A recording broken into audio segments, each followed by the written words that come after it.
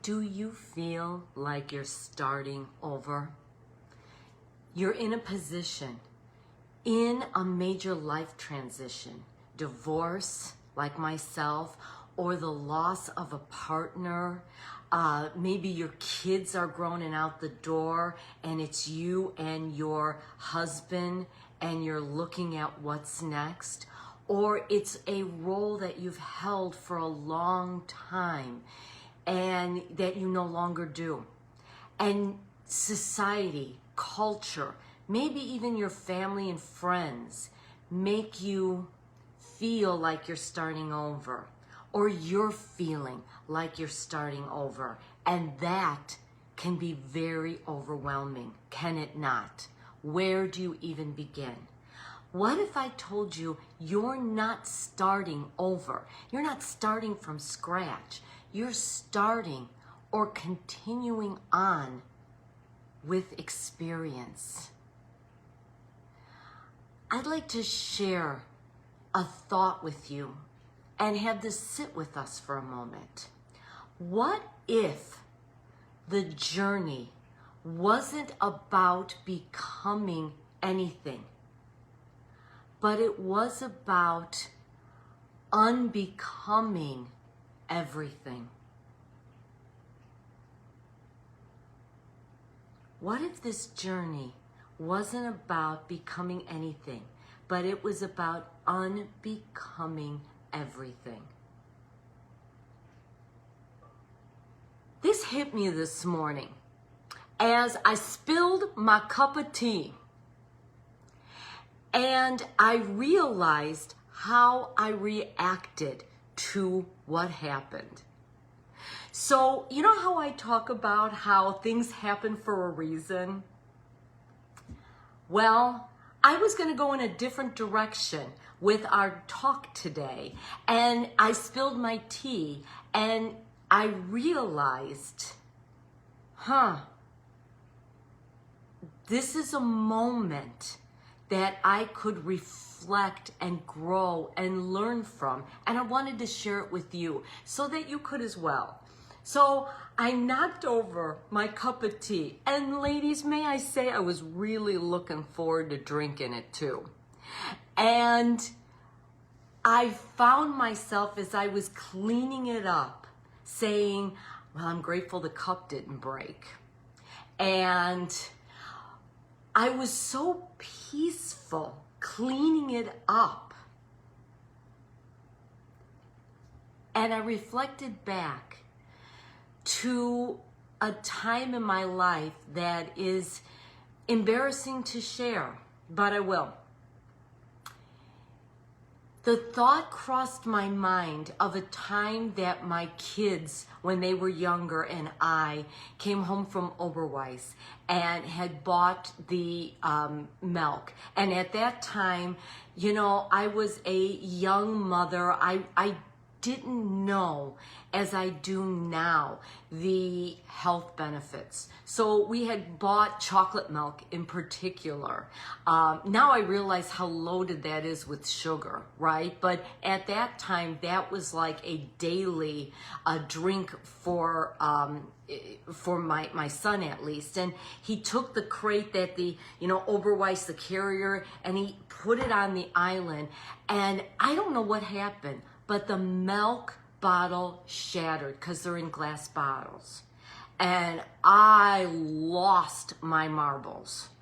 I was so upset, and I was screaming and yelling. I realized that it sure looked like I was screaming and yelling at my son. And I feel bad about that now, as that memory came back to me, because I really wasn't. I was just yelling at the situation. You know what it's like. You're working with the budget. You have this money designated, and all of a sudden there goes that, whatever that cost was down the drain. Now I've got to go back and get more. I've got to clean this all up. Things are getting sticky. It was an after school, so it had already been a long day for me, and it just was too much. And that was like the last straw. And I think back to how I was such an uptight, nervous, anxious mother. And when I look at it, I realized I was raised by a mother who was also very nervous, anxious, and uptight. And no doubt she was raised by a mother, and so on and so on. And this isn't blame, this isn't shame, this is an understanding of myself and the role models in my life. And I think about now, I have, and so do you, the opportunity to really be mindful and wise. And as you're moving in the direction that life is now calling you to go in, because you're facing a life transition, your life has been shaken up. And I feel like the universe and your soul is saying, because there's something more for you than just continuing on as you were. There were so many behaviors we had just to survive the times we were in, and so many roles we had. You were at that younger stage in life, becoming the caregiver, becoming the fixer, becoming the supporter, becoming the one that held it all together. How did that work ultimately for you?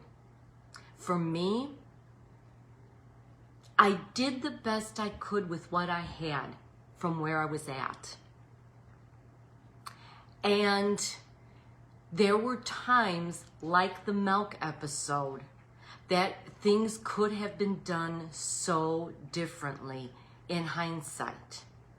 And now I realize how in my journey of becoming who I am now meant to be, it's also an unbecoming of those certain roles that I held, as well as the unbecoming of thoughts and behaviors that I, and no doubt you, have held over the years.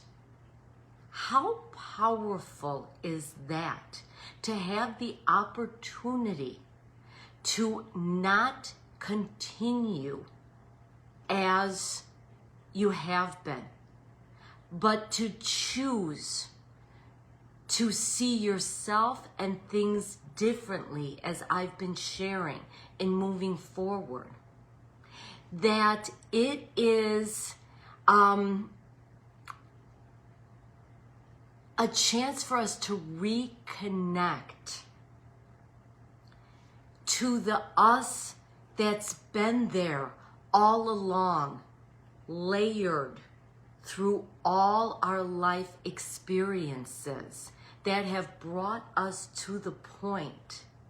And now at this point, we have the ability to take all those life experiences and all those roles we held and take what serves us now with us, the experience of that, and also take the wisdom to unbecome what no longer aligns with who you desire to be.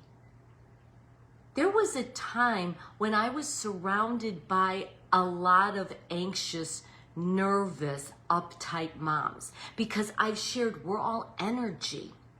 So what you put out, you attract. So I was attracting other moms like myself, and we just fueled the fire, if you will, in continuing that journey of do as I say, because I said so, and all of that. You know, I think of the sayings that I was raised with, that I raised my kids with.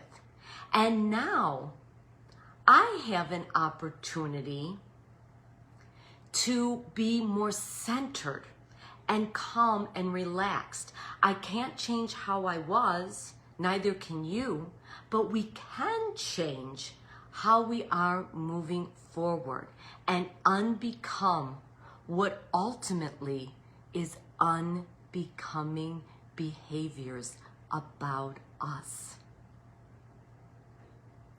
I think now, when my son and his lovely wife eventually have kids, the grandmother, which, by the way, to even say those words, I feel like I'm 25, and yes, I will be a grandmother, no doubt sooner than later, and excitedly so.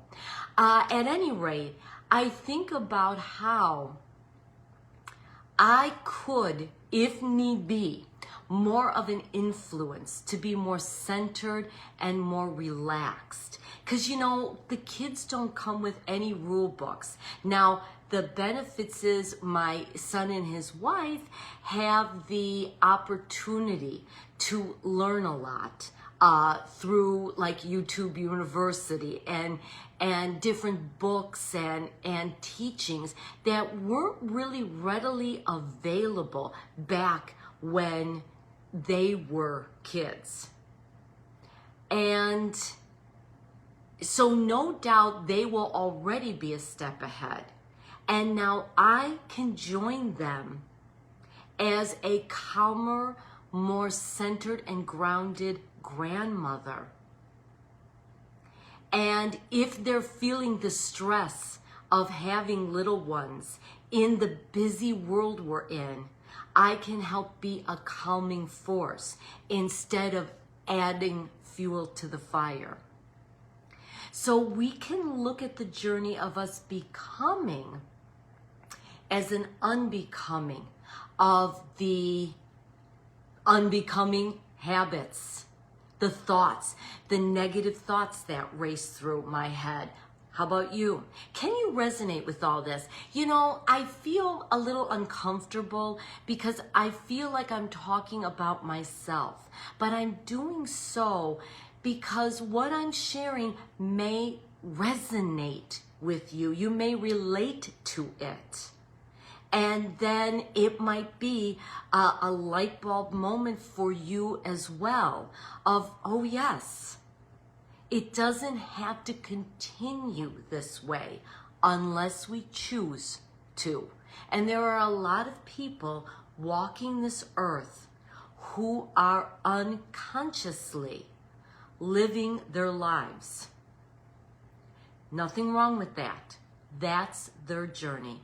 But if you're watching me, then you're on the journey of I am, of self-awareness and growth and evolvement, and looking to be the best versions of ourselves that we can be. More kind, more compassionate, more understanding, more hopeful, more joyful. I was so focused on how hard work. How about you? And now I am unbecoming that and stepping into focusing into more joy. Are you with me?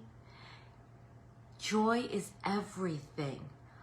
When we come from a place of having more joy intentionally in our day, things change.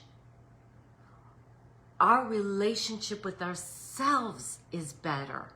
Our relationships with others it's better because we're happier and we're more centered and we're more grounded. And what I like about joy is just an inner feeling and knowing, regardless of what's happening out here. To me, as I've done research, happy and happiness is more attached to something happening outside that makes us feel good. Joy is happening regardless of what's happening on the outside. And if I had been that young mother more focused on joy,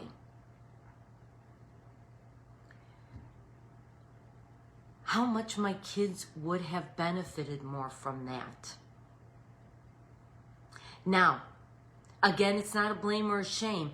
It's an understanding. And it's me also implementing while they're still my kids, right? Even though they're grown, that moving forward, this is how we are in our relationship. And I really look to bring more joy and hope into their lives and days when we talk, especially in these times that we are in, which are so stressful. Now, an unbecoming can also be as you shed the layers of all the roles you held that you now no longer need to, or they've shifted differently. We're always going to be moms, right? But now it's a different shift in what motherhood looks like for us and our kids at this stage of life. So now it could be like Diane, for example, someone who had shared that she was so tuned into being a mom. That was her definition of herself. You know, it was almost like, hi, I'm Diane, I'm a mom type of energy. And as her kids grew, the empty nest syndrome, it was like, now what? Now what? Instead of, what now? What now is to become in this stage of my life? And as Diane started evolving, she realized her passion once again for painting.